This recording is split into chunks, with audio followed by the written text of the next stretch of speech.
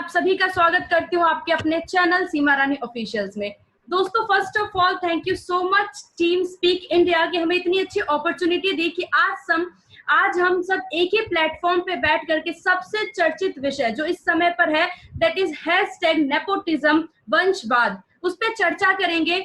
हम जानेंगे कि कैसे वंशवाद की वजह से बहुत सारे लोगों की अपॉर्चुनिटी छीनी जाती है। बहुत सारे लोग जिनमें टैलेंट होता है, जो कि आगे बढ़ने के लिए तैयार होते हैं, जिनमें जज्बा होता है, लेकिन वो आगे बढ़ नहीं पाते जस्ट बिकॉज ऑफ नेपोटिज्म। आज इस चर्चा में हमारे साथ बहुत सारे साथी जुड़े हुए हैं जो कि अलग अलग फील्ड से हैं और वो हमसे शेयर करेंगे। वो हमें बताएंगे कि नेपोटिज्म, उन्होंने भी अपने लाइफ में कुछ नेपोटिज्म फेस किया है या फिर उन्होंने इतना स्ट्रगल करके, वो सबके सब इतना स्ट्रगल करके आज उन्होंने अपनी लाइफ में वो अचीव किया है जो वो चाहते थे। तो हमारे साथ इस चर्चा में है प्रियांक देव जी जो कि स्टूडेंट एक्टिविस्ट हैं। हमारे साथ हैं रोहित पाठक जी जो कि एक एडवोकेट है हाई कोर्ट के। हमारे साथ हैं राज जी जो कि एक सोशल एक्टिविस्ट हैं। साथ ही साथ वो बच्चों की, चाइल्ड के लिए फाइट करते हैं, उनके हक के लिए लड़ते हैं। वो महिला सशक्तिकरण से जुड़े हुए, वो महिलाओं को सेल्फ डिफेंस सिखाते हैं। साथ ही साथ वो मेंबर है HRSS के। हमारे साथ है अंकुर पाठक जी जो कि एक इन्वेस्टमेंट बैंकर है। साथ ही साथ वो फाउंडर मेंबर है HRSS के।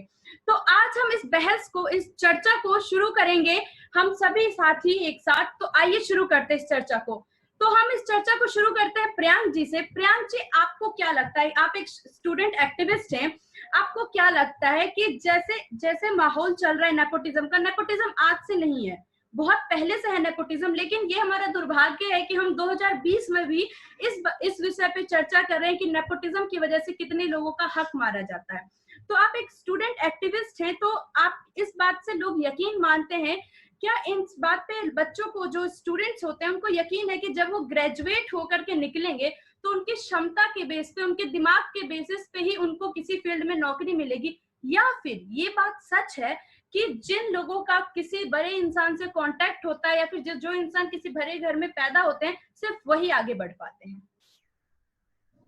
प्रियांक जी। जी नमस्कार। देखिए, जैसा कि आपने बोला, छात्र के लिए तो आज के समय में विश्वविद्यालय जो भी है वहाँ पे एडमिशंस की प्रक्रिया वो सबके लिए सामान्य, चाहे आप कितने बड़े से बड़े बाप के बेटे हो या फिर एक सामान्य किसान का या फिर अति पिछड़ा वर्ग से आने वाला कोई छात्र हो, सबके लिए यहाँ पे अपॉर्चुनिटीज अच्छी है, सबके लिए समान है। तो यहाँ पे ये कहना कि नेपोटिज्म, मुझे नहीं लगता है कि विश्वविद्यालय तक में कोई दिक्कत होती। और रही बात उससे आगे जाने की, तो कई बार लगता है कि अभी जब हम छात्र जीवन में अच्छा कर रहे हैं, अगर एक अच्छे छात्र हैं, तो मैं बोल रहा था कि जहां तक बात है नेपोटिज्म की, तो ये कहीं ना कहीं हर एक फील्ड में थोड़ा बहुत होता है, लेकिन छात्र जीवन में ऐसा एडमिशन प्रक्रिया में मुझे नहीं लगता है कि यहाँ पे ये चीज को मानना सही रहेगा। बाकी जब यहाँ से हम पढ़ाई करके जाते हैं तो हो सकता है हायर एजुकेशन में अगर कहीं पे वो बहुत, उसका परसेंटेज बहुत ही लो रहता है, क्योंकि टीचर्स या फिर जो फैकल्टीज होते हैं, जो स्टाफ होते हैं, उनसे कई गुना ज्यादा छात्र होते हैं, तो वहाँ पे कोई ये बहुत बड़ा इशू नहीं है। लेकिन इसके आगे का जो करियर होता है छात्रों का, जब एक अच्छा छात्र बढ़िया इंस्टीट्यूशन से पढ़ के जाता है तो उसके लिए बहुत मुश्किल नहीं रहता है उसको अपने करियर में सक्सेस को हासिल करना। कभी कभी चीजें होती है कि अगर गलती से हम कोई गलत फील्ड में चले जाते हैं जहाँ पे इस तरह की चीजें हैं, तो वहाँ पे थोड़ी बहुत सामना करनी पड़ती है। बाकी छात्र जीवन में सब सही है, क्योंकि अगर देखा जाए तो छात्र स्तर पे राजनीति करना, जैसे छात्र हर एक कॉलेज में आजकल ये मैंडेटरी भी होता है, क्योंकि छात्र को क्या पढ़ना चाहिए, उनका सिलेबस क्या हो, तो इन सब की चीजों में छात्रों को भी पता होना चाहिए कि हमें क्या पढ़ाया जा रहा है, कई चीजों को गलत तो नहीं पढ़ाया जा रहा, तो उसके लिए वहां पर रिप्रेजेंटेटिव की आवश्यकता होती है। तो जब छात्र राजनीति में आते हैं तो वहां भी ऐसा कुछ नहीं रहता है, क्योंकि फ्लोटिंग पॉपुलेशन होता है छात्र, एक 3 साल पे वो बदल जाता है। मतलब अमूमन ऐसा मानते हैं कि हर एक 3 साल पे वो एक छात्र जो होता है वो बदल जाता है। तो वहाँ छात्र राजनीति में भी ऐसा कुछ देखने को नहीं मिलता है। बाकी अगर आगे की बात हो तो फिर उसके लिए ये एक सोचने वाली बात होती है। जी जी, तो प्रियांक जी, आप ये कहना चाहते हैं कि मैटर ये नहीं करता कि कौन कितने बड़े खानदान से है या फिर कौन कितने बड़े परिवार से, मैटर ये करता है कि उस बच्चे में टैलेंट कितना है? है ना। तो जी बिल्कुल बिल्कुल। तो अब हम राज जी से पूछना चाहेंगे, राज जी आप क्या सोचते हैं, आपकी क्या विचारधारा है इस बात से कि आज के समय पे आगे वही बढ़ेगा जिसका जिसका लिंक किसी बड़े खानदान से हो, जो किसी बड़े खानदान के में पैदा हुआ, या वो आगे बढ़ेंगे जिनमें बहुत ज्यादा टैलेंट है? आप क्या सोचते हैं इसके बारे में? जी, एक बार प्रश्न रिपीट करेंगे? हाँ आवाज जी। आपकी क्लियर नहीं है। हाँ, श्योर श्योर। राज जी, मेरा सवाल ये है कि आपको क्या, जो प्रियांक जी ने बोला कि मतलब आज के समय पे हमेशा आगे वही बढ़ता है जिसमें टैलेंट होता है, जिसके अंदर क्षमता होती है, पोटेंशियल होती है, आगे वो नहीं बढ़ता जिसका कोई खानदान से लिंक हो, ये सब मैटर नहीं करता, सिर्फ मैटर करता है तो बच्चों का टैलेंट मैटर करता है। जी, आप क्या मैं छात्र के लिए बोल रहा था, एक बात पहले कोट कर दूं, ये चीज मैं छात्र स्तर पे बोला था, बिल्कुल क्योंकि इसका मैं क्षमा चाहता हूँ 1 मिनट के लिए, आपने ऐसा बोला तो एक तो चीजें ये क्या है कि आगे बढ़ता है और छात्र जीवन में आगे बढ़ता है, दोनों डिफरेंट थिंग है। क्योंकि अभी रिसेंटली देखे तो बिहार बोर्ड का जो टॉपर है वो एक किसान का बेटा है, जी जिसका मतलब घर चला, आप अगर आपको पता होगा तो मतलब घर भी बहुत मुसीबत से चल पाता था। तो इसलिए ये चीजें थोड़ी सी, दोनों दो चीजें हैं, तो इसको ध्यान में रखें। जी जी जी जी। तो राज जी, आपकी क्या विचारधारा है इस पे? देखिए, जो नेपोटिज्म शब्द है, यह एक अपने आप में कह ले तो इस देश के लिए अभिशाप है। क्योंकि नेपोटिज्म, मैं ऐसा मानता हूँ नेपोटिज्म के लेकर के, और मैं अपने भाई मित्र बता रहे थे प्रियांक जी, तो यहाँ प्रियांक जी की बातों से सहमति है, लेकिन क्लियर नहीं हो रहा है कि सिर्फ जो है कि छात्र जीवन में ही जिसके पास टैलेंट है वही आगे बढ़ता है। और उन्होंने एक बिहार का उदाहरण दिया, मैं वही बिहार का उदाहरण देकर के बोलूंगा कि छात्र अपने टैलेंट के आधार पे तो जाते हैं, लेकिन हमारे यहाँ वंशवाद इतना हावी है कि यही बिहार में एक बच्चा राय वाला केस आया था, जिसको टॉप टॉप कर दिया गया था, पूरे बिहार में स्टेट टॉपर हुई थी। तो देखिए, नेपोटिज्म कहीं ना कहीं पावर और पैरवी के आधार पे तो लोग करते हैं। एक स्थान हो गया है नेपोटिज्म, जहाँ पे बच्चों को, वो सिर्फ अपने बच्चों को ही अपने उस पर्टिकुलर फील्ड में लाना चाहते हैं। तो नेपोटिज्म का अगर हम बोले तो नेपोटिज्म इस देश के लिए अभिशाप है, और न सिर्फ इस देश के लिए बल्कि पूरे विश्व के लिए एक अभिशाप है। नेपोटिज्म से हम अपने टैलेंट को नहीं देख पाते, और टैलेंट कहीं ना कहीं दब जाता है। बिल्कुल बिल्कुल जी। इसी के साथ हम रुक करेंगे रोहित पाठक जी। रोहित पाठक जी, आप एक एडवोकेट हैं, साथ ही साथ आप हमें ये बताइए कि जैसे राज जी ने कहा कि नेपोटिज्म की वजह से जो है एक अभिशाप शब्द, उन्होंने एक अभिशाप शब्द का उपयोग किया कि नेपोटिज्म हमारे लिए ही नहीं, सिर्फ भारत के लिए नहीं बल्कि विश्व भर के लिए एक अभिशाप के तौर पे देखा गया। तो आप एडवोकेट हैं, जुडिशरी में, जो इंडियन जुडिशरी है, उसमें आप कितना नेपोटिज्म को देखते हैं? जैसा कि एक केस आया था कि 2010 में इलाहाबाद हाईकोर्ट का केस था कि 33 लोग सेलेक्ट हुए थे, 33 स्टूडेंट सेलेक्ट हुए थे, जिनमें सेलेक्ट करना था जुडिशरी को। तो उसमें से 11 उन लोगों को निकाला गया और 19 उन लोगों को चूज किया गया जिनका लिंक किसी ना किसी से था, जो कि किसी ना किसी खानदान से थे, या फिर जो हाई कोर्ट के जज रहे हैं। उनमें से जो थे वो हाई कोर्ट के जो जज थे उनके भतीजे थे, तो एक उनके बेटे थे। उन्हीं सबको सेलेक्ट किया और 11 उन लोगों को अनसेलेक्ट किया गया जिनका जो एक नीचे बैकग्राउंड से उठ के आए थे। तो नेपोटिज्म वहां भी देखा जाता है। आपने किस तरह से नेपोटिज्म फेस किया है, या फिर कहीं ना कहीं देखा होगा अपने फील्ड में? नेपोटिज्म जो हमारी फील्ड में रिलेटेड है, वो नेपोटिज्म हमारी फील्ड में अगर आप एक ग्रोथ कर रहे हैं तो उसमें आपको नेपोटिज्म फेस नहीं करना पड़ेगा। लेकिन जैसे ही आप हायर स्केल पे जाते हैं, जब आप सीनियर एडवोकेट के लिए जाते हैं, जब आप एओआर के लिए जाते हैं, जब आप जैसे जुडिशरी एग्जाम देते हैं, तो उसमें नेपोटिज्म आपको नहीं मिलेगा क्योंकि वो लोअर रैंक का एग्जाम है। लेकिन जब बात आती है हाई कोर्ट की, एडीजे की, या सुप्रीम कोर्ट के जजों की अपॉइंट होने की, उसमें हमारे इंडिया में 99.9% नेपोटिज्म है। और जितने भी रिकॉर्ड उठा के आप देखेंगे, जुडिशरी में 100% नेपोटिज्म मुझे नजर आता है। और ये काबिलियत के बेसिस पे इसमें नहीं है। इसमें जो है कि ब्रिटिशर्स के टाइम से जो एडवोकेट्स हैं, या जो उनके पेरेंट्स न्यायाधीश हैं और जो जजेस हैं, आज भी उनकी फैमिली वेल फैमिली है जुडिशरी डिपार्टमेंट में। वो आज भी उसको नेपोटिज्म को फैलाए हुए हैं। और नेपोटिज्म दो तरह से है, जैसे इनने एक चीज बोली प्रियांक जी ने कि एजुकेशन के मामले में, तो एजुकेशन आज हमारा कॉन्स्टिट्यूशनल राइट हो चुका है, तो हम लोगों को इजीली सारी चीजें मिल रही हैं। लेकिन जब हायर स्केल पे आप जाएंगे तो आप देखेंगे कि हर डिपार्टमेंट में नेपोटिज्म है। अब जैसे आप छात्र राजनीति में जाते हैं तो हमारे उत्तर प्रदेश हो गया, बिहार हो गया, यहाँ पे अगर आप छात्र राजनीति करते हैं तो यहाँ पे नेपोटिज्म का बहुत बड़ा हिस्सा है। यहाँ पे छात्र राजनीति में नेपोटिज्म बहुत अच्छे से घुसा हुआ है। तो नेपोटिज्म जो चीज है, मुझे लगता है नेपोटिज्म छोटे लेवल पे तो चीजें इतना नहीं इफेक्ट करता है, वहां पे आपकी काबिलियत हो जाती है, लेकिन जो हायर चीजें हैं वहां पे नेपोटिज्म मुझे लगता है कि वो बहुत हावी है। बिल्कुल बिल्कुल। जैसा कि आपने बोला कि जो नेपोटिज्म है वो मोस्टली देखा जाता है कि मतलब जो ऊंचे लेवल है वहां पे जाके शुरू होता है, नीचे तो आप निकल ही जाते हैं, है ना। आपने ऐसा कहा, तो हम अब रुक करेंगे अंकुर पाठक जी। अंकुर पाठक जी, आप एक इन्वेस्टमेंट बैंकर हैं, तो आप हमें ये बताइए कि क्या आपको लगता है कि जो वंशवाद है ये हमारे देश की तरक्की को रोक रहा है? वंशवाद की वजह से हमारे देश की जो तरक्की है, जिस मुकाम पे हमारा देश पहुंच सकता है, वहां पे पहुंच नहीं पा रहा है। आप क्या सहमत हैं इस बात से? क्या लगता है? नमस्कार सभी को। जैसा कि मैं सभी को सुना, सबने बताया कि छोटे तौर पे ये शुरू होता है और काफी हायर लेवल पे जाके इफेक्ट करना शुरू करता है। इसके प्रभाव जो होता है काफी अपर लेवल पे दिखते हैं। तो कहीं ना कहीं अगर हम नेपोटिज्म को सही से समझें, जो अगर प्राकृतिक जो इसका स्ट्रक्चर है उसको हम समझें, तो उसमें आप पाएंगे कि नेपोटिज्म के अपने एक फायदे भी हैं और अपना एक नुकसान भी है। लेकिन अभी जब क्या होता है, किसी चीज का शोषण होना बहुत ज्यादा शुरू हो जाता है, एक कहते हैं ना दोहन करना उस चीज का, तो फिर वहां पे उसके आपको एक कहते हैं ना कि नकारात्मक परिणाम देखने को मिलते हैं, जो कि हमें अभी इस हमारे देश में या विश्व की बात करें हमें देखने को मिल रहे हैं। ठीक है।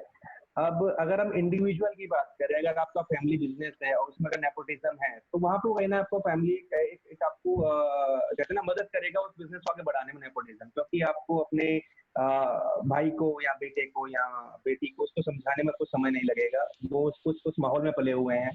नेपोटिज्म अगर हम बात करें अगर आर्मी में, तो वहां पे अगर आर्मी का एक कोई जवान है, अगर उनका अभी जनरेशन है, तो वो डिसिप्लिन वाले माहौल में पले हैं, तो उनको डिसिप्लिन सिखाने की आवश्यकता नहीं पड़ेगी।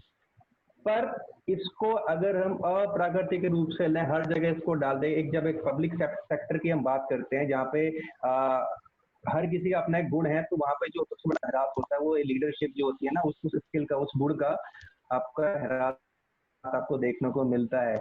क्योंकि अगर राजा का बेटा ही राजा बनेगा, चाहे वो योग्य है अयोग्य है, अगर अयोग्य है तो फिर उससे बड़ा दुर्भाग्य देश का नहीं हो सकता है कि एक अयोग्य राजा बन रहा है और जो योग्य है वो उसकी कर्मचारी मतलब नीचे जो है उसमें राजी लगा हुआ है।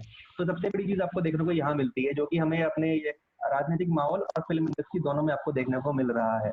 फिल्म इंडस्ट्री में क्या है उसके बारे में ज्यादा, जो ये फिल्म सेक्टर जहाँ से इस शब्द उठा है आजकल, जहाँ बहुत ज्यादा गरमाया हुआ है, वहां पर ये बहुत पहले से चल रहा है, लेकिन अभी कुछ लोग वहाँ पे एक कब्जा हो गया, जिससे कुछ कहते हैं ना एक आउटपुट तो निकल नहीं रहे। यहाँ पर लोग उससे लगभग ये अगर हम सन 1919 की बात करें, तब से नेपोटिज्म वहाँ पे चला आ रहा है और देश को अयोग्य नेता वहां से मिलते आ रहे हैं। और ऐसा ही कई राजनीतिक दलों में देखने को मिला है। एक बड़े परिवार की हम बात करें तो वहां पर नेपोटिज्म ने फायदा भी दिया। रिलायंस ग्रुप की आप बात करते हैं तो जो मुकेश अंबानी है, उन्होंने इस देश को पहले धीरू भाई अंबानी ने टेक ओवर किया, फिर मुकेश अंबानी, तो उनको बिजनेस का समझ तो उसको आगे बढ़ाया है।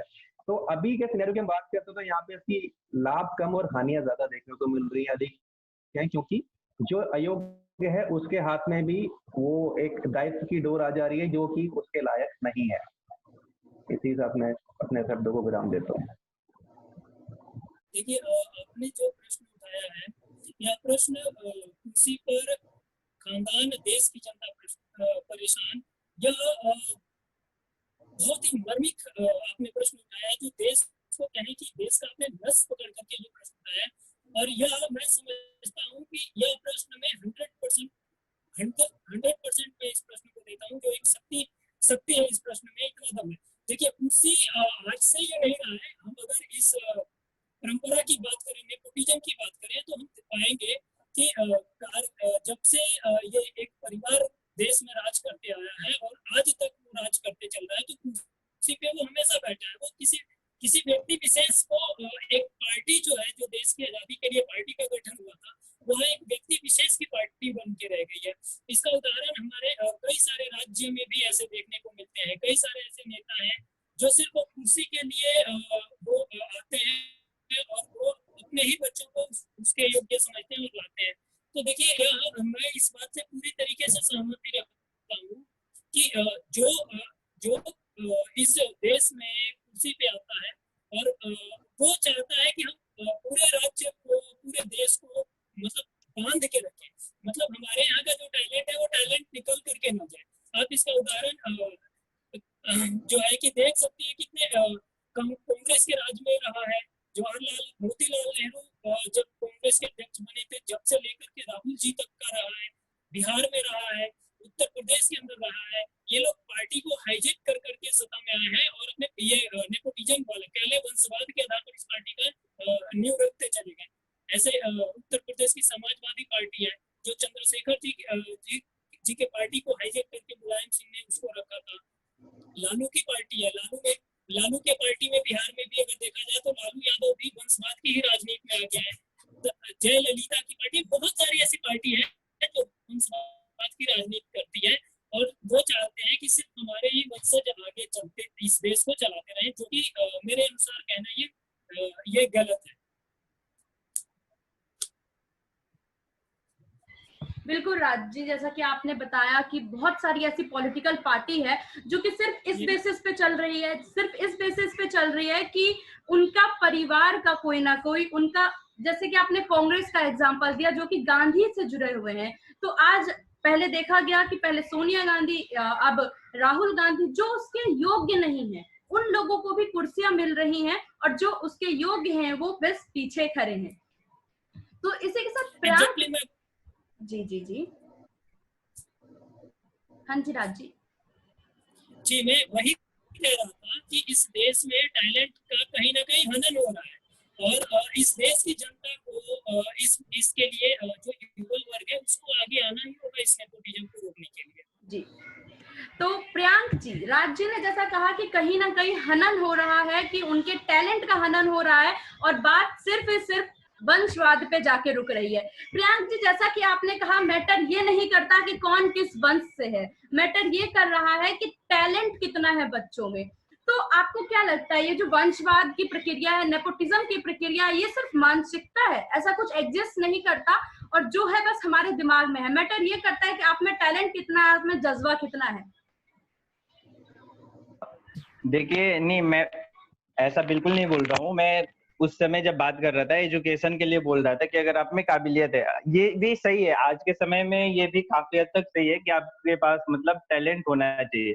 लेकिन विषय आती है जब राजनीतिक क्षेत्र की, तो यहाँ पे राजी ने बिल्कुल सही बोला कि कुछ एक पार्टीज जो थी उन्होंने ये समझ रखा था कि ये पार्टी तो मेरी, एक्चुअली वो ऐसा अभी भी करते हैं। बहुत सारी क्षेत्रीय पार्टीज है, कुछ राष्ट्रीय पार्टीज भी है, कुछ 50 साल के युवा नेता भी कहलाने वाले नेता हैं जो कि लगातार हारने के गिनीज बुक में अपना नाम भी लिखा रखे हैं। तो मतलब ऐसी चीजें हैं। लेकिन कहीं ना कहीं ये चीज भी हमें देखना पड़ेगा कि 2020 में जनता ऐसे लोगों को नकार रही है, इस बात को भी हमें देखना पड़ेगा। तो चीजें अभी बदल रही है, नेपोटिज्म है, बिल्कुल है।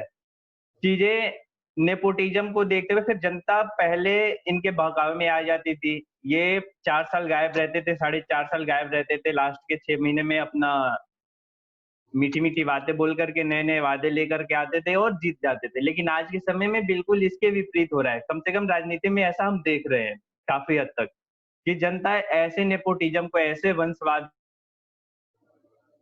में है, उन सबको नकार रही है। क्योंकि आप कहीं से भी पढ़कर आए हो, लेकिन जब तक वास्तविकता नहीं समझेंगे, हमारे देश की मूलभूत चीजें क्या है जिस पे हमें काम करना है, अगर आप जमीन से जुड़कर जब तक काम नहीं करेंगे तो आप एसी के कमरे में बैठ करके बड़े राजा के परिवार में जन्म लेकर के राजनीति ज्यादा दिन तक नहीं कर सकते हैं। ये आज अपने देश के प्रधानमंत्री को देख करके बिल्कुल कहा जा सकता है कि एक चाय वाले का बेटा भी कर सकता है जो कि इस देश के सर्वोच्च गद्दी पे बैठा हुआ है।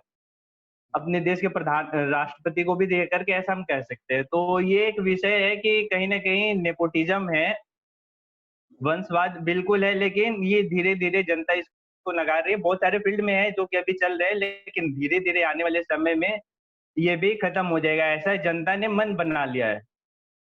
जी प्रियांक जी, आप ऐसा कह रहे हैं कि मतलब अब जनता जो है वो बदल रही है, अब जनता समझदार बन रही है, अब जनता उनको चूज कर रही है जो उस कुर्सी के हकदार हैं।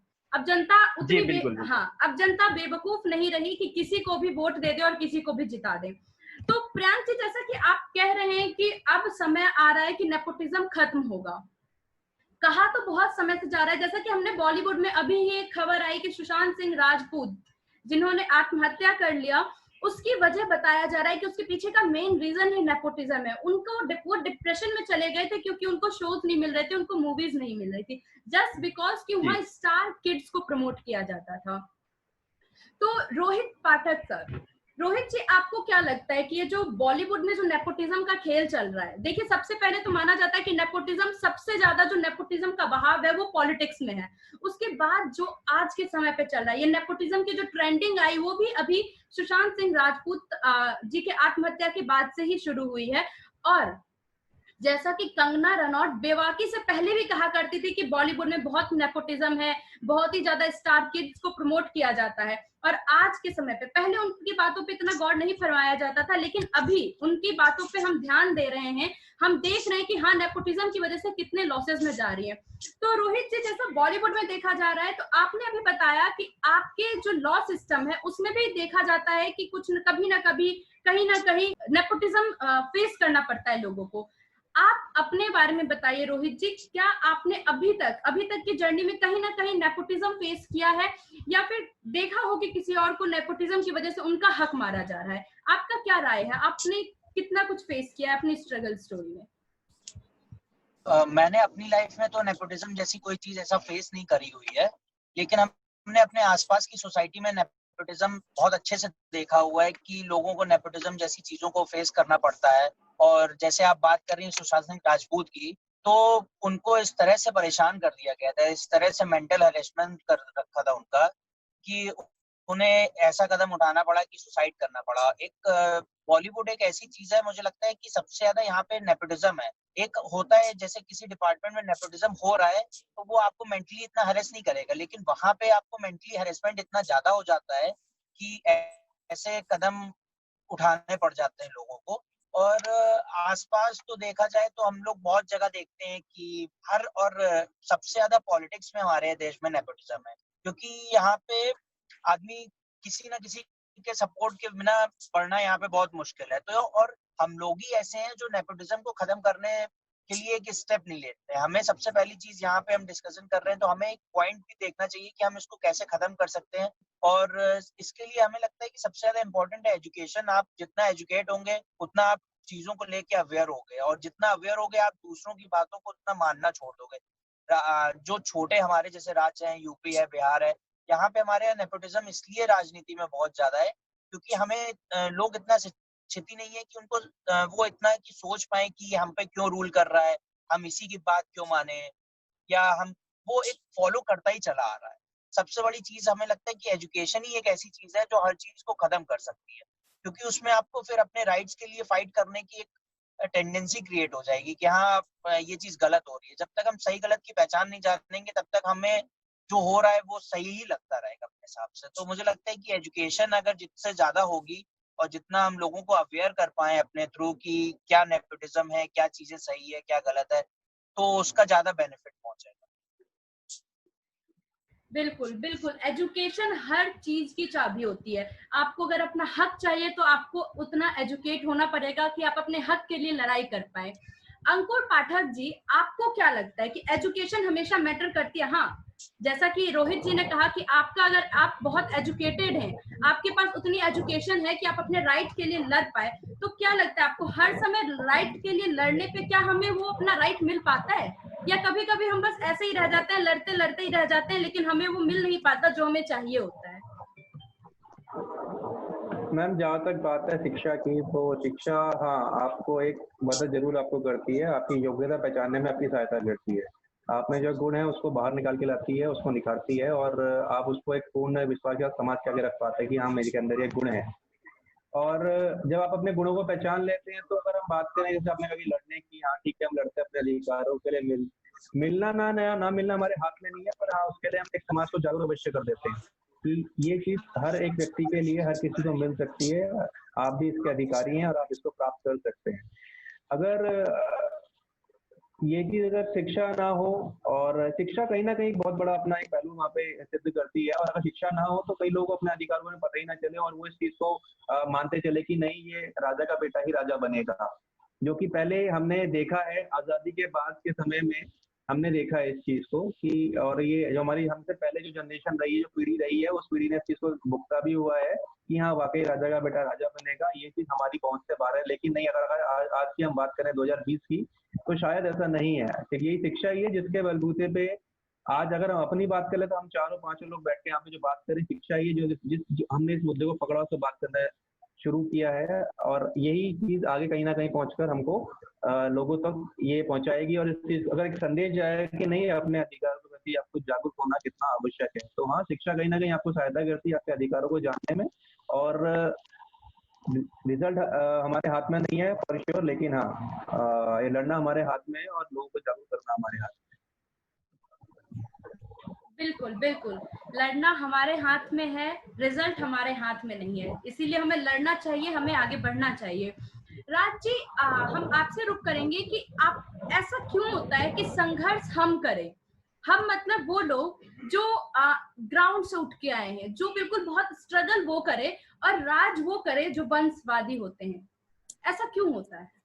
और आपको क्या लगता है कि ऐसा किस किस फील्ड में और कितनी तरह से देखा जाता है, कितने भारी रूप से देखा जाता है कि संघर्ष हम करते हैं और राज वो करते हैं जो वंशवादी होते हैं? देखिए, जहाँ कहीं ना कहीं इससे समाज के हर एक जो लेबर वर्ग के या टैलेंट है, वो कहीं ना कहीं इसके मार में है और इसके प्रभाव में वो ग्रसित है। क्योंकि ये अक्सर देखा जाता है कि जो टैलेंट जिसके पास होता है, वह जो है कि उस काम को करते करते करते करते वो जिस स्थान पे पहुंचाता है, वहाँ ये वंशवाद लोग अपने जो इनके बेटे होते हैं, जो इनके भाई भतीजे होते हैं, वो उनको वहाँ पे डायरेक्ट से लॉन्च कर देते हैं। जैसे कि अगर हम एक छोटा सा उदाहरण आपको बताएं, हमने बॉलीवुड का उदाहरण छोटा सा यहाँ पे देना चाहेंगे। आप बॉलीवुड में देखती हैं कि जब एक सीन को क्रिएट किया जाता है, तो इसके पीछे बहुत सारी मतलब बहुत सारा पीछे इसके टैलेंट होता है, ऐसे वर्कर लोग होते हैं जो इस काम को करते हैं और उस चीज को आगे तक लेकर के जाते हैं। पर जैसे ही एक ये स्टेज पर आते हैं, तो वहाँ ये लोग जो भी इसके मतलब पूंजीवाद लोग होते हैं, वो उस चीज को वहाँ पे डायरेक्ट लैंड कर देते हैं। तो इससे कहीं ना कहीं टैलेंट ग्रसित ही होता है। ये सभी फील्ड में ये चीजें देखने को मिलती है। जी जी जी, बिल्कुल बिल्कुल। रोहित जी, आप कुछ कहना चाहते हैं? हाँ जी, मैं ये कहना चाहता था आपसे कि जैसे आपने बोला कि ऐसा ना हो कि हम फाइट करते करते हक की लड़ाई में या अपने राइट्स में हम उन चीजों को भूल जाएं। अगर हम एक जैसे फॉर एग्जांपल कोई भी चीज 2 मिनट में नहीं बदल जाती, उसको बदलने में काफी टाइम लगता है। तो अगर हमें अपनी लाइफ में कुछ लग रहा है कि ये चीज सोसाइटी में गलत हो रही है और अगर हम उसके लिए फाइट करते हैं, तो हम किसी सोसाइटी के लिए एक एग्जाम्पल सेट हो सकते हैं। ऐसा हो सकता है कि जैसे कंगना रनौत हो गए, तो कंगना रनौत ने वो स्टेप नहीं लिया जो सुशांत सिंह राजपूत ने ले लिया। कंगना रनौत ने उनको उनके चेहरे को एक्सपोज किया। तो एक जब आप लड़ते हैं किसी चीज से, मे बी आपको वो चीज अचीव ना हो, लेकिन दूसरे के लिए वो चीज बेनिफिट पहुंचा सकती है। ऐसा हो सकता है कि आप जब तक सामने वाले का फेस दिखा देंगे या आपको एक रियलिटी से वो करा देंगे, तो एक आपके अंदर खुद एनर्जी क्रिएट हो जाएगी कि अच्छा हाँ उसने लड़ाई करी, चलो एक हिम्मत क्रिएट होती है आपके राइट्स की। ऐसा नहीं होता है कि राइट से अचीव हो जाती है, कुछ ना कुछ चेंज जरूर होता है किसी ना किसी राइट से। जैसे इतने आंदोलन हुए, तो जो भी आंदोलन होता है उसका जरूरी नहीं है कि रिजल्ट निकल गया, लेकिन हमें ये पता चलता है कि हाँ इससे कितनी चीजें नेक्स्ट टाइम के लिए आदमी उनको प्रिकॉशंस लेके करता है। जी बिल्कुल बिल्कुल रोहित जी, आपकी बात से हम सहमत हैं कि मैटर ये करता है कि हमें लड़ना है और आगे बढ़ना है। क्या पता हम एग्जाम्पल सेट करें जैसे कि कंगना रनौत ने किया। तो चलते चलते हम आप सभी से एक एक बाइट लेंगे, सिर्फ 2 शब्दों में। सवाल ये है कि वंशवाद, आप सभी को क्या लगता है, वंशवाद सिर्फ एक दरवाजा खोलता है, मदद तो आपका टैलेंट करता है? मतलब वंशवाद जो है सिर्फ एक गेट खोलता है कि हाँ वहाँ आपकी अचीवमेंट रखी हुई है और पहला दरवाजा वंशवाद खोलेगा, बाकी तो आपका टैलेंट मैटर करता है। प्रियांक जी। मेरे नजर में वंशवाद एक दो-धारी तलवार है। अगर आप उसको सही मायने में इस्तेमाल कर रहे हैं तो अच्छा भी है, लेकिन अगर थोड़ा सा भी नियत खराब होता है तो एक बहुत बड़ा घातक चीज साबित होता है। तो इसलिए मैं यही कहना चाहूंगा कि चीजें हैं, सबकी एक सीमा होनी चाहिए, उसके अंदर ही रह करके काम करें। बाकी टैलेंट को मौका मिले, एकदम सामान्य तरीका से प्रॉपर उनको मिले, ताकि सभी अपनी चीजों को सामने रख सकें। अंकुर पाठक जी। जी मैम, वंशवाद दरवाजे तो नहीं खोलता है, मैं इसमें समर्थन नहीं करूंगा। हाँ, वंशवाद आपको जो आपके जो द्वार खुलते हैं आपके कहते हैं ना कि आपके गुणों से खुलते हैं, आपके प्राकृतिक जो निखार है उससे खुलते हैं। आप वंशवाद उसको नहीं है, प्रकृति ने आपको एक अवसर दिया है, उसमें आप एक वो अवसर है कि चाहे वो वंशवाद के नेता उठा के ले जाए कि एक साधारण पुरुष उसको उठा के ले जाए, तो ये अवसर आपको मिलता है सर। जी जी। राज जी, आप क्या सोचते हैं? जी देखिए, मैं तो अगर वंशवाद पे यही कहूंगा कि वंशवाद एक अभिशाप है, लेकिन अगर इसको हमें हराना है तो वंशवाद को कहीं ना कहीं पछाड़ने के लिए ज्ञान का भंडार हमें भरना होगा और टैलेंट अपने अंदर रखनी होगी। और युवा साथी जब टैलेंट की ओर अग्रसर करेगा तो ये कोई मायने नहीं रखेगा। बिल्कुल बिल्कुल। रोहित जी। वंशवाद के लिए मैं बस ये कहना चाहूंगा कि अगर ये पॉजिटिव है, या जैसे आप हर एक स्टेज को क्लियर करते हुए आ रहे हो, जैसे पॉलिटिक्स में अगर पॉलिटिशियन का लड़का पॉलिटिक्स करना चाहता है तो उसको हर एक चीज को वैसे ही करना चाहिए जैसे एक नॉर्मल इंसान करता है, तो वो कहीं ना कहीं गलत नहीं है। और जैसे मूवी में भी अगर हम लेके देखेंगे तो आलिया भट्ट की एक्टिंग वाकई में बहुत अच्छी है। तो ये मैटर तब करता है कि जब चीजें ओवर ज्यादा हो जाती है, कि ऐसा होता है कि नहीं आप जबरदस्ती किसी को ला के रख रहे हो, जैसे कांग्रेस पार्टी में है और लालू प्रसाद यादव की पार्टी में, वहां पे ये चीज बहुत ज्यादा इफेक्ट कर जाती है, वहां पे किसी ना किसी का हक मार के ये चीज आगे बढ़ती है। जी बिल्कुल। जैसा कि प्रियांक जी ने कहा टैलेंट जरूरी होता है, राज्य कह रहे हैं कि वंशवाद अभिशाप है, अंकुर जी कह रहे हैं कि जरूरी है कि हमारा टैलेंट हो, एजुकेशन मैटर करता है, वहीं रोहित जी कह रहे हैं कि वंशवाद तो ठीक है लेकिन मैटर ये भी करता है कि आपका टैलेंट भी हो। वंशवाद, रोहित जी मुझे लगता है आप बिल्कुल एग्री कर रहे हैं इस लाइन से कि वंशवाद दरवाजा तो खोलता है लेकिन आपको जो आगे बढ़ाने में मदद करता है वो टैलेंट है, जैसा कि आपने एग्जाम्पल दिया आलिया भट्ट जी का। आलिया भट्ट का एग्जाम्पल देके जी आलिया भट्ट का एग्जाम्पल, हाँ आलिया भट्ट का एग्जाम्पल देके आपने इस बात को साबित किया कि उनका दरवाजा जो है वो वंशवाद से तो खुला लेकिन आगे उनको उनका टैलेंट बढ़ा रहा है। और वहीं कांग्रेस पार्टी में देखा जाए कि वंशवाद से वो आगे भी बढ़ रहे हैं लेकिन उनमें टैलेंट जैसा कुछ है नहीं। चीजें हो रही है, वंशवाद कहीं पे गलत भी है कहीं पे सही भी है, हम नहीं कह सकते पूरी तरह से कि वंशवाद सही है या गलत है। इस चर्चा से हमें एक चीज तो जरूर साबित हुई कि हाँ एजुकेशन और नॉलेज जो है वो बहुत मैटर करता है। आपके पास अगर एजुकेशन है, हर किसी को पता है कि वंशवाद क्या है, उससे हमें कैसे लड़ना है, उससे लड़ने की जो शक्ति है वो अगर हमारे अंदर हो तो बस वही मैटर करता है। और हमें बस लड़ना है, आगे बढ़ना है, हमें रिजल्ट का नहीं सोचना, हमें बस अपने हक के लिए लड़ना है। जैसा कि प्रियांक जी, राज जी, अंकुर जी और रोहित जी सब एक ही चीज कह रहे थे कि एजुकेशन मैटर करता है सबसे ज्यादा, आपका टैलेंट मैटर करता है, लेकिन हाँ कहीं ना कहीं वंशवाद तो रोकता ही है। कहीं ना कहीं सुशांत सिंह राजपूत में टैलेंट तो बहुत ही था लेकिन वंशवाद ने उन्हें रोका ना, स्टार किड्स की वजह से उनसे वो अपॉर्चुनिटी छीन ली जाती थी। तो टैलेंट इज ओके लेकिन इस वंशवाद को खत्म करना बहुत ही ज्यादा जरूरी है, क्योंकि वंशवाद की वजह से वो सारे लोग पीछे रह जाते हैं जिनको आज आगे होना चाहिए था। तो इसी के साथ हम इस चर्चा को यहीं पे खत्म करेंगे, आगे भी बने रहेंगे और ऐसे ही अच्छे अच्छे टॉपिक्स लाते रहेंगे हम। थैंक यू सो मच आप सभी गेस्ट का, thank you so much speak India जो हमें इतनी अच्छी अपॉर्चुनिटी दी कि आज हम सब यहाँ पे बैठ के एक प्लेटफॉर्म पे इतने चर्चित विषय पे चर्चा कर रहे हैं। So thank you so much everyone. Ji